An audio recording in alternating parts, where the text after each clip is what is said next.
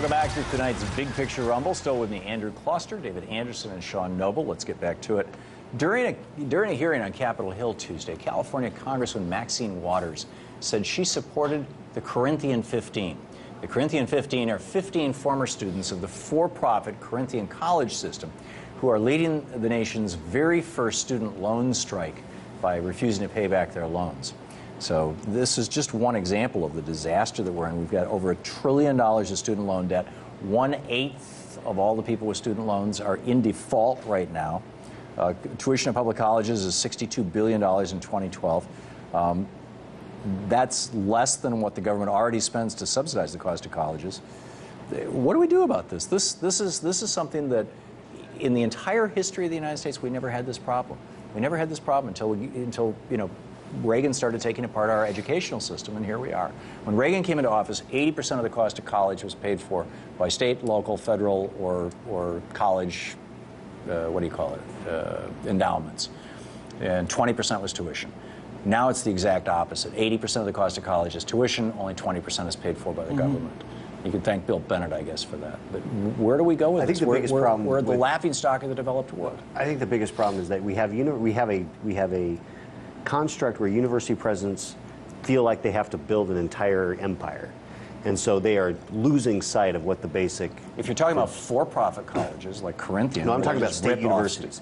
I'm talking about massive state universities, Ohio State, Arizona State. I mean, these are overhead places... at with the single exception of the salaries of the presidents, which has gone up into the multiple hundreds of thousands of dollar range, you're not seeing any big increase in overhead at state universities.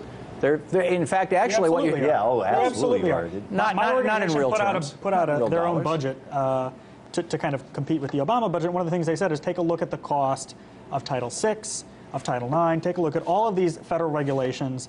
A Wyoming Catholic college, just like last month, said we're going to opt out of Title VI, we're going to opt out of student loans because the regulations are just too expensive. We're going to continue to give out need-based scholarships, we're going to continue to give out merit-based scholarships, but we're going to do it on our own dime.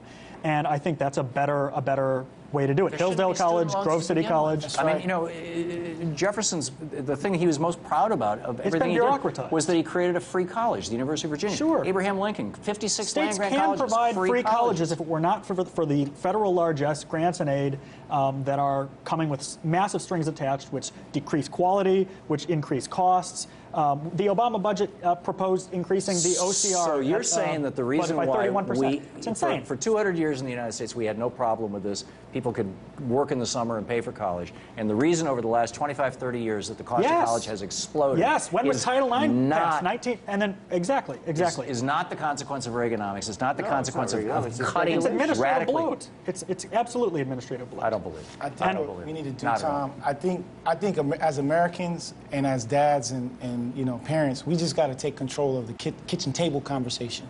We can no longer tell our children to utilize student loans. It's a death sentence. There's no way that my son just got a letter he got an interview from Harvard.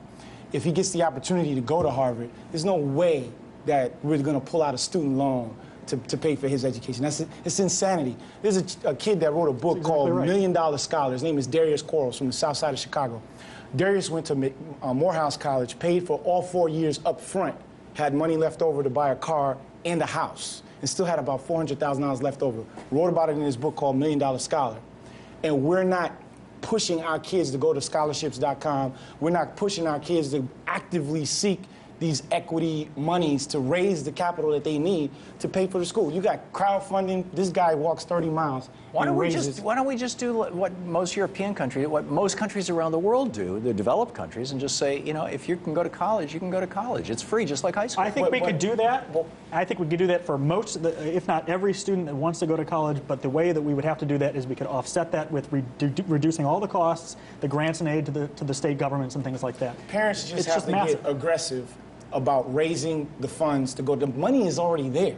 I mean, if you go to the foundation, shouldn't have to be paying this. But this is what it is. This is our infrastructure. This is our intellectual infrastructure, David. You can't take out a student. Listen, Tom, if you take, this is what the program right now is set up for everybody. Every American is already set up in a program that creates a slave culture. This is a debtor society. You're told to go use a student loan to go get an education. Now, when you graduate, you can't even get a job to service the debt. So let's get How the crazy costs is that? out of going to college. Let's make college We've free. got to. That's ideal, but the reality is, when your kid comes up to go to school, if you don't have that money, they're telling you to use a student loan, and then when the kid graduates, they tell you to use a mortgage. So now you're behind the 8 ball, $250 on the student loan, and then another $250 the on the mortgage. financialization of education is insane. And Arizona, under the Arizona Constitution, the Constitution says that college should be as free or near free as possible. And it's the endowment of the state trust lands that is supposed to be funding that. Right. The problem is that the regulation from federal government, EPA, totally negates the ability to actually use that land in a way that is supposed to be beneficial to the kids for education. You mean because the land can't be turned into a giant polluting factory? Well, is that what you're talking about? Yeah. I mean, not necessarily polluting factory, but actually be put to What's wrong with just taxing billionaires and corporations? You know, in 1980 because when Reagan stifle economic growth. In 1980 when Reagan came in after jobs. 4 decades of the most vigorous economic growth in the history of the United States, for every 33 cents in taxes that you or I, that average working people paid, corporations in America paid $1 in taxes. Mm-hmm. Right now, for every 33 cents in taxes that you and I pay, corporations pay 7 cents. They have bought politicians. They've drilled holes in our tax code. They've ripped money out of this system. We have a system that works for rich people, and that's it. Well, including our education system. You cannot tell me though that there are not cuts that can be made. And I think one of the fundamental things that you can do, and I'll just throw Elizabeth Warren out here, is you can allow some of this debt to be just discharged in bankruptcy. But the thing you need to do is you need to eliminate. You need to. I'm saying you have to change the law. But fundamentally though, to eliminate the moral hazard, you need to have. These students would have to give back their degree or something like that. It is a huge moral hazard. What's the moral hazard? The moral hazard is that someone will go to college, will get the degree, will come out, we'll go bankrupt, and will retain the degree and the prestige of the degree. But why go through all of that hassle and drama when there's no jobs here, man? $500,000, etc. Listen, our debt right now I agree with you, is $18 trillion, and that's using basic U.S. standard principles of accounting. The debt is actually 4 times higher than that. There's no way that we can sustain that debt. Every American right now owes 50 G's to the Fed.